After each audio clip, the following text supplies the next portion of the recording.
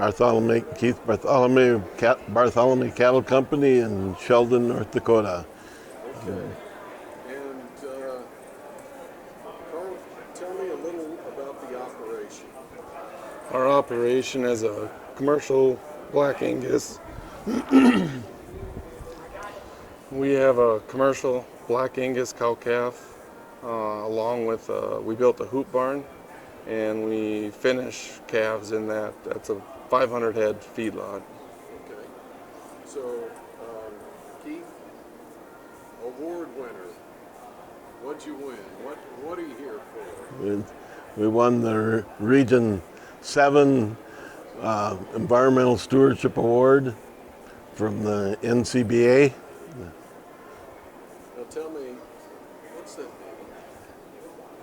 So we were nominated by the North Dakota Stockmen's Association for our concern and care for the environment, our keeping water clean, the wildlife habitat for all kinds of wildlife, our fauna, and then healthy soils. Okay. Carl, you're a younger guy. Tell me about getting involved in the operation and why you're there.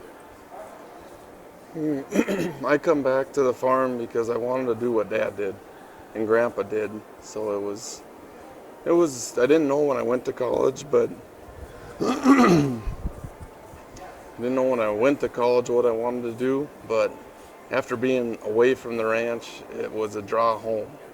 And so it was an easy decision to go back to the farm. What about the environmental sustainability side of it? I mean, some look at it and just go, well, sustainability, it's just a word. But is it more than just a word for you and for the future? It is. Sustainability is, to me, is taking care of the land, and then the land will take care of the cattle, which take care of us. And if the land's healthy, cows can be healthy, and hoping to pass it on someday to my kids. Great.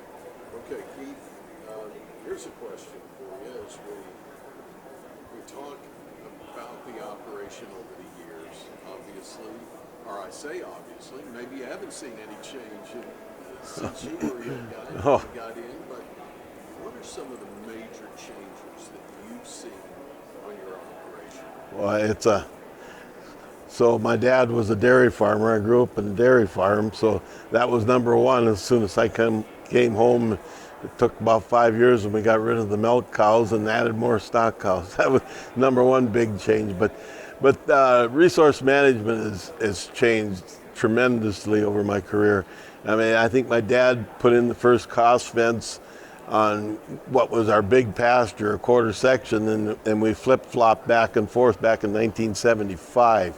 When I come home in the 80s, we started believing in kind of a deferred rotation and doing 4 to 5 pastures. And we've seen some improvement, but it wasn't until maybe the 90s when the more rapid rotation and longer rest periods came in, and we started going, once we hit 8 or 9 pastures, and that was sometime, I don't remember when exactly, but we got up to 8 or 9 pastures, we see the whole change in the herd. The grazing went from kind of patchy down to this, and we started making big strides, and now we're moving about once a week, and we have, I think, 15 or 16 pastures in our big rotation, and our knowledge has increased, and now we're adding the soil health component. Before we used to worry about what was just above the ground, we would just worry about our grasses. Now we worry the soil underneath. That's what drives our grasses and our diversity and everything. So the soil health movement has allowed us to make even bigger strides, ascribing to the 5 principles of soil health. Would you agree that every generation brings something new to an operation?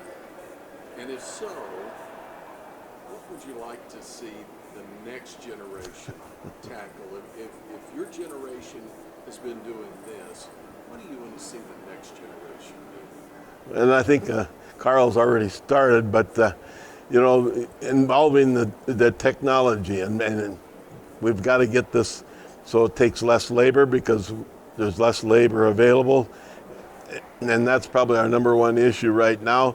But technology, if we can start tying our grass and our management into the genetics of the beef cattle and putting that all together so that we can predict the eating experience that the consumer is going to come out of this whole thing. And maybe there's a connection that they will probably make it pretty soon if they haven't already, between healthy soils, healthy grass, healthy ecosystem makes better minerals and a healthier people. We would hope that gets proven and everybody buys into it in the future. Okay, Carl, last one here for you, and this one's talking about the NCBA, the Cattlemen event. Have you been here before, or is this your first one? This is my first trip to Cattlemen. Okay. So with this being your first trip to Cattlemen, what have you pulled from this?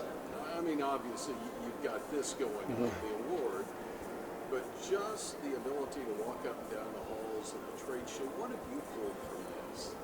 I've pulled that it's a good networking opportunities, whether it's meeting with different companies and the products that they sell, or just different ranchers across the country and learning what they do on their operation and the diversity that there's out there.